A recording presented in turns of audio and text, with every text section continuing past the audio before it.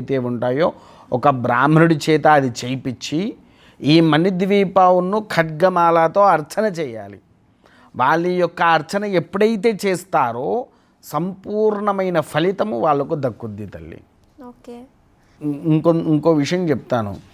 కొంతమందికి ఆరోగ్య స్థితిగతులు మారుతూ ఉంటాయి. అంటే కొంతమంది ఎన్నో సంవత్సరాల నుంచి బెడ్ మీద పడుకొనే ఉంటారు, లేవలేక. అటు హస్బెండే కావచ్చు, లేకపోతే భార్యనే కావచ్చు, ఇంకేదైనా కావచ్చు. ప్రతి మంగళవారం రోజు సాయంత్రం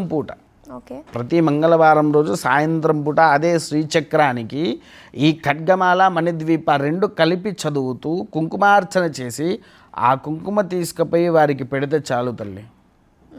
వాళ్ళు ఆ బెడ్ మీద ఉండేటిది కాస్త నిదానంగా లేవడం, బయట కూర్చోవడం అనేటువంటిది మొదలు పెడతారు.